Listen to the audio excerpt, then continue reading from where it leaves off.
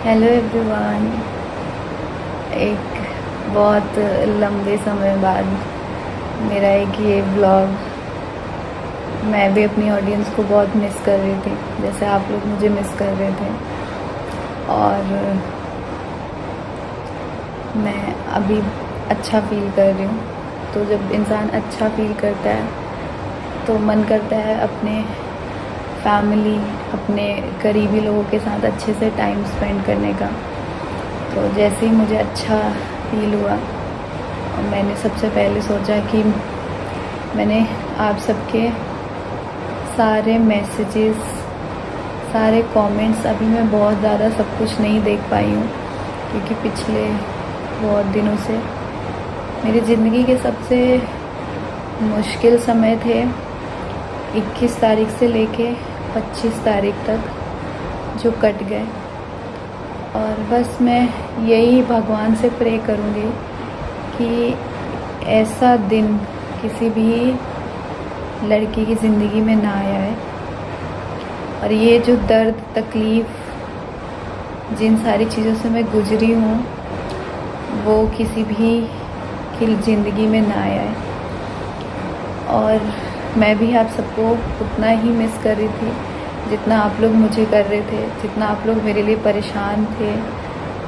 आप लोग मुझे, मेरे हस्बैंड ने सब बताया कि उन्होंने आप सभी के लिए टाइम पे सारी चीज़ें बताया था, आप लोगों को सारी चीज़ें समझाई थी। अभी मैं सच बताऊं, नॉर्मल ब्लॉगिंग ये सब चीज़ें मुझे नहीं पता कब से क्या कैसे, नहीं पता। बट हाँ, मेरे से जितना हो पाएगा, जैसे हो पाएगा, मैं अपनी ऑडियंस के साथ जो भी मेरे साथ हुआ मैं सब कुछ बताऊंगी, एक एक चीज़ बताऊंगी, ताकि कोई भी लड़की ऐसे सिचुएशन में पड़े। वैसे तो भगवान कभी ऐसा दिन किसी भी लड़की की ज़िंदगी में ना लेके आए, और अगर एक कभी होता है ना तो उनको हिम्मत मिले। इसीलिए मैं अपनी हर एक चीज़ बताऊंगी आप सभी के साथ। पिछले 4 दिन मतलब मेरी ज़िंदगी के ऐसे थे कि मुझे बस ऐसे लग रहा था कि मुझे जीना नहीं है। और मैं ऐसे जी रही थी कि मुझे ऐसे लग रहा था कि बस मेरी लाइफ यहीं ख़त्म हो जाए। और मुझे सिर्फ मेरे दिमाग में इन 4 दिनों में मेरी बेटी चल रही थी, सिर्फ और सिर्फ मेरी बेटी। और मैं इन सारी सिचुएशन से लड़ रही थी सिर्फ अपनी बेटी के लिए, क्योंकि मुझे पता है एक माँ के बिना आज भी मैं अपनी बेटी के लिए इतना तड़प रही हूँ। मुझे मेरे शारीरिक, मेंटली, फिज़िकली कष्ट से ज़्यादा इस टाइम इस चीज़ का कष्ट है कि मैं पिछले 5 दिनों से अपनी बेटी से दूर हूँ। मुझे नहीं पता वो कैसे खा रही है, कैसे सो रही है, मुझे मेरा ही नहीं पता था। तो उसका आपको मैं किसी भी सिंपैथी के लिए यहाँ पे नहीं रो रही हूँ। और प्लीज़ हाथ जोड़ के रिक्वेस्ट करती हूँ, जिसको भी ये लगे कि ये कोई सिंपैथी है या कोई भी चीज़, प्लीज़ मुझसे दूर रहिए। क्योंकि इस सिचुएशन में पहुंचाने का मैं सबसे बड़ा जिम्मेदार आप लोगों को भी मानती हूँ, क्योंकि आप लोगों ने मुझे पिछले 3-4 महीनों से इस हालत में पहुंचाया है। वो कुछ गिने चुने लोग जिनसे मैं हाथ जोड़ के रोज़ रिक्वेस्ट करती रही कि मुझे मेंटली टॉर्चर मत करिए, मुझे मत परेशान करिए, पर वो लोग नहीं माने। मुझे हर तरफ से इन लोगों ने परेशान किया, और उस परेशानी के वजह से मैं ये नहीं कहूँगी कि मैं उस परेशानी की वजह से मैं अपना मेडिकल कंडीशन कहूँगी, लेकिन हाँ, कहीं ना कहीं मुझे कुछ इन चुनिंदे ऐसे कमेंट, ऐसी चीज़ों से मैंने अपने आप को स्ट्रेस में डाला। मेंटली मैंने बहुत सारी चीज़ें सोची। एक छोटा सा कारण वो भी हो सकता है, मुझे एक्चुअल रीज़न नहीं पता कि क्या हुआ है, कैसे हुआ है, नहीं पता। मैं प्रेग्नेंट थी।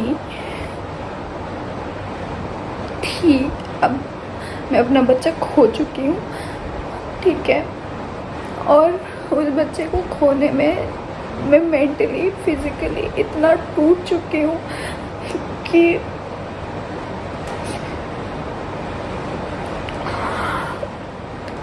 तो यस, मैं प्रेग्नेंट थी।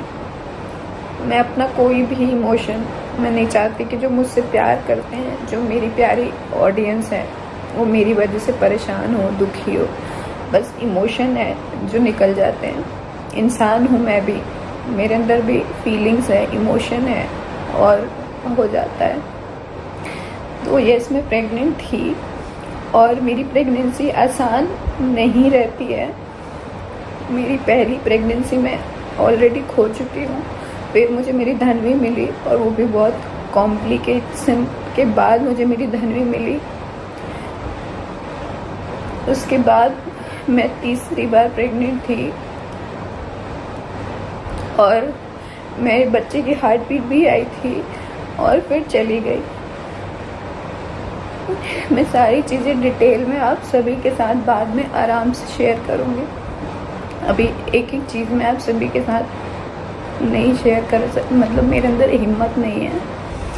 बस मैं आप सभी के लिए इसलिए आज, क्योंकि मेरा मन कर रहा था आप सभी के साथ अपनी बात रखने का, मेरी ऑडियंस तक, इसीलिए मैं आज आई हूँ। और प्लीज़ मैं अभी भी आपसे हाथ जोड़ के यही बोलूँगी, अभी भी कुछ लोग मुझे बख्श दो, क्योंकि अब इससे बुरा मेरी ज़िंदगी में और कुछ नहीं हो सकता।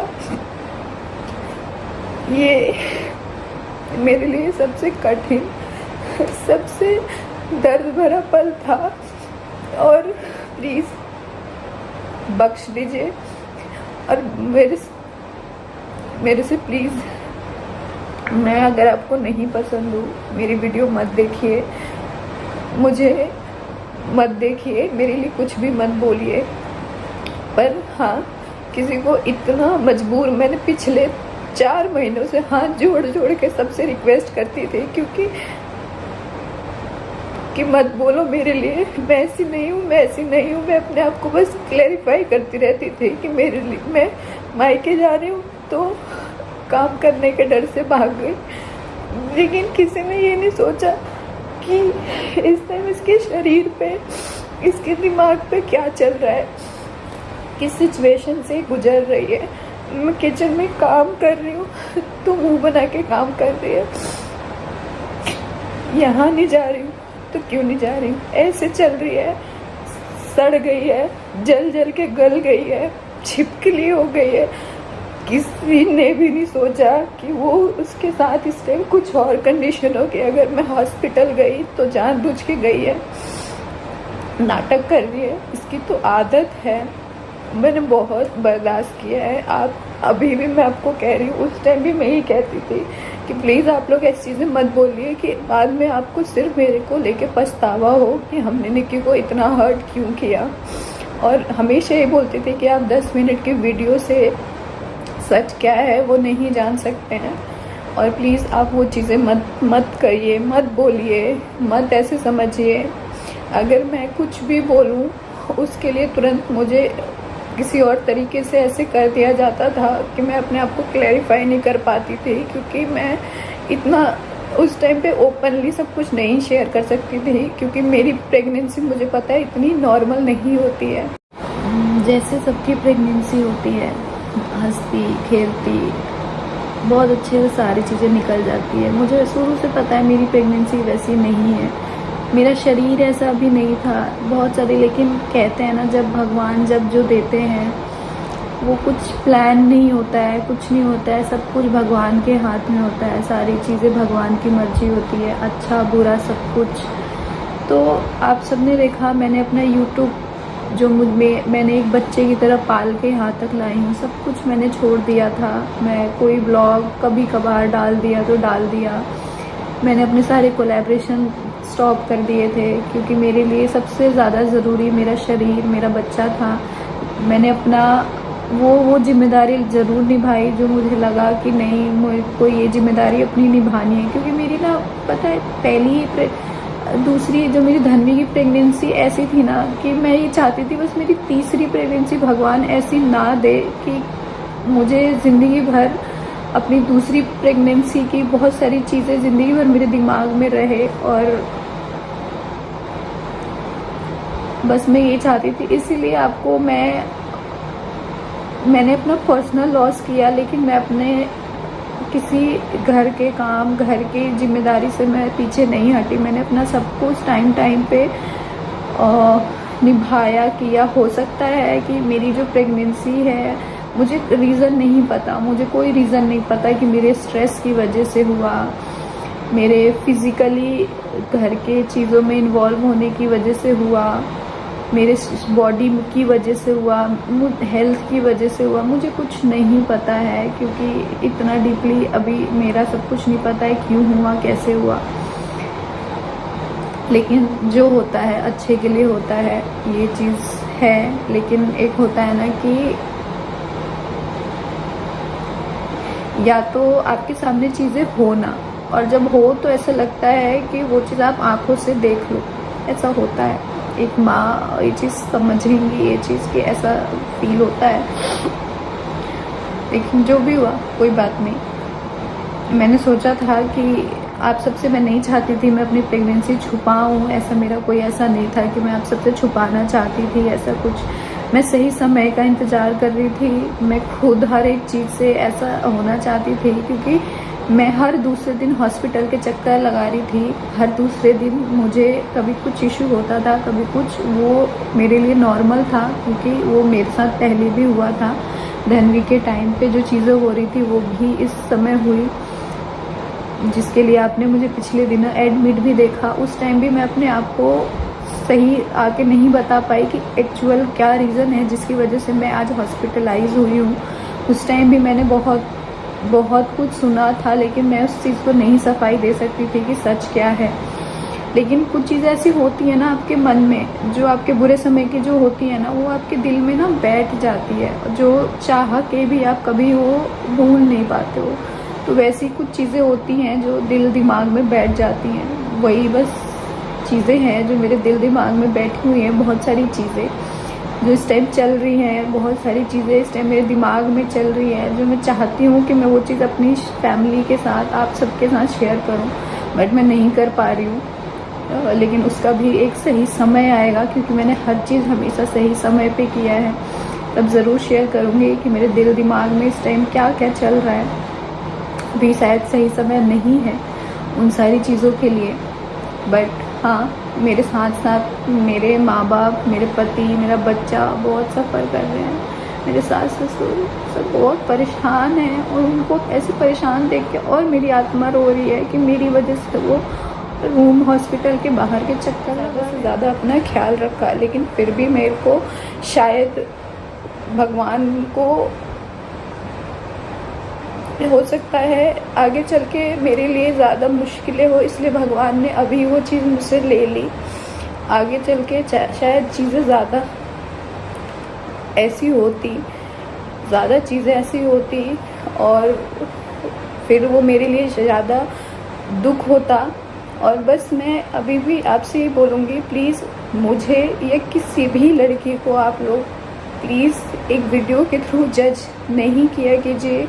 किसी की भी सिचुएशन आपको नहीं पता है, क्योंकि आज जिस घड़ी से मैं गुजर रही हूँ, मेरे पति को पता है, मुझे पता है, मेरे सास ससुर को पता है। जो एक मतलब मैं जिस दर्द में इस टाइम पे हूँ, मुझे पता है कि मेरे इस दर्द से मैं फिज़िकली मैं झेल रही हूँ, लेकिन मेरी वजह से मेरे माँ बाप, मेरे छोटे भाई बहन, मेरी मामी सास, ये सब मेरे साथ यहाँ हॉस्पिटल में, इन लोगों को देख देख के मुझे इतनी दया आती है कि मेरी वजह से इन लोगों को कितना कष्ट हो रहा है कि बेचारी तीनों जने, मेरी मम्मी, मेरी सासू माँ, मेरी मामी सास यहाँ हॉस्पिटल में मेरे लिए बैठी रहती है।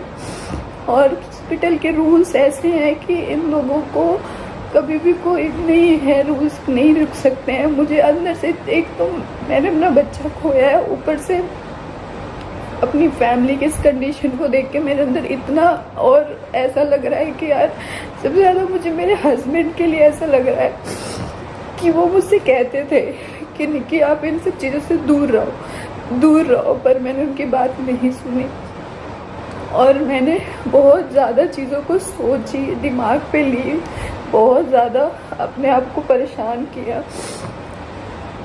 और आज मैंने अपने आप को किया उस सब की परेशानी सबको झेलनी पड़ रही है।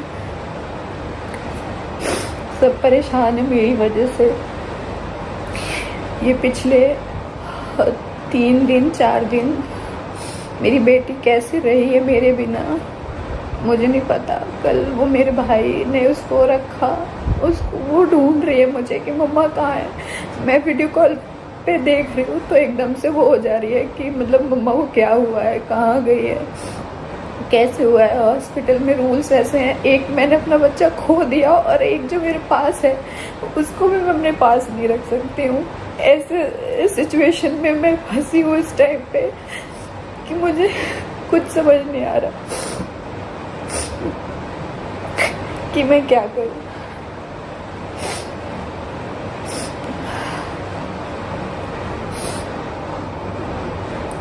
प्लीज़ आप लोगों से ये रिक्वेस्ट है, अभी मुझे रिकवर होने में बहुत समय लगेगा क्योंकि मैं अंदर से फिज़िकली बहुत टूट चुकी हूँ।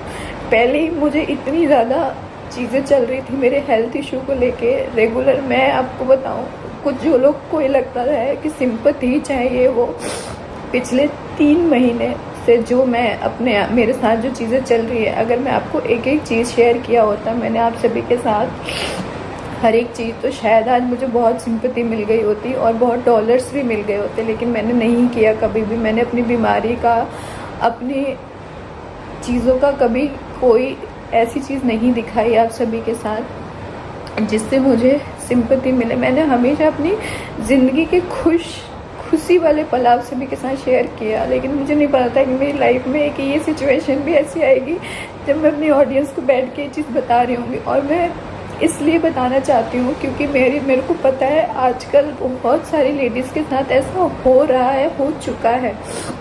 वो मेरी फीलिंग को समझेंगे और ऐसी सिचुएशन में सबसे ज़्यादा सफ़र एक बच्चा करता है, एक छोटा बच्चा है जो सिर्फ 3 साल का है, जो अपनी माँ का दूध पीता है। सबसे ज़्यादा मुझे वो है, लेकिन उसके साथ ये है कि वो इतनी समझदार है कि वो मेरी मम्मी के पास रह जाती है और मम्मी से वो खा पी लेती है, चाहे मेरे ससुर जी के पास, किसी के पास भी वो रह लेती है। वो ऐसी बच्ची है कि तो यस, बहुत सारे लोग को लग रहा था कि मैंने अपनी प्रेगनेंसी छुपाई। क्यों छुपाई? क्योंकि अभी शुरू के दिनों में आप सबको पता है कि सब अपनी प्रेगनेंसी छुपाते हैं और ख़ासकर ऐसी प्रेगनेंसी जो बहुत कॉम्प्लिकेटेड होती है। और काफ़ी लोग अंदाज़ा लगा चुके थे मेरी सिचुएशन को देख के और काफ़ी लोगों को मजाक लगता था, काफ़ी लोग मेरी बॉडी पे कमेंट करते थे, लेकिन मुझे कॉम्प्लिकेशन था, बहुत सारी कॉम्प्लिकेशंस थी, लेकिन मुझे ये अंदाज़ा नहीं था कि कॉम्प्लिकेशन है। तो मुझे अपने ऊपर ये था कि मैं इन कॉम्प्लिकेशन को पार कर दूंगी और मैं अपनी ये जो जंग है ना वो जीत जाऊंगी, लेकिन नहीं जीत पाई मैं अपनी वो जंग और मैं वो जंग हार गई। पर कोई बात नहीं, जो होता है अच्छे के लिए होता है। और मेरी बेटी अभी छोटी बहुत, मैं आप सभी के साथ बाद में बहुत सारी चीज़ें शेयर करूँगी। अभी इतना ही छोटा सा अपडेट है आप सभी के लिए, तो प्लीज़ आप किसी के लिए भी कुछ भी मत बोलिए और किसी के लिए भी नहीं, क्योंकि मैं ऐसी लड़की नहीं हूँ कि मैं अगर किसी के बारे में कुछ सुनती हूँ तो मुझे अच्छा लगता है। नहीं, मुझे बहुत ख़राब लगता है कि अगर कोई भी किसी के बारे में कुछ भी बोलता है, मुझे बिल्कुल सुनना अच्छा नहीं लगता है। मेरे बारे में कोई क्या बोलता है, हो सकता है आप लोगों को अच्छा लगता हो वो कमेंट पढ़ के, आप लोग एंजॉय करते हो, पर मेरे को दुख होता है। आप लोग प्लीज़ मत बोलिए, किसी को भी मत बोलिए। और जिसने ये 2-3 आईडीज़ हैं जिन्होंने मुझे मेंटली इतना टॉर्चर किया है, इनके एक कमेंट्स मेरे पास स्क्रीनशॉट है, एक कमेंट्स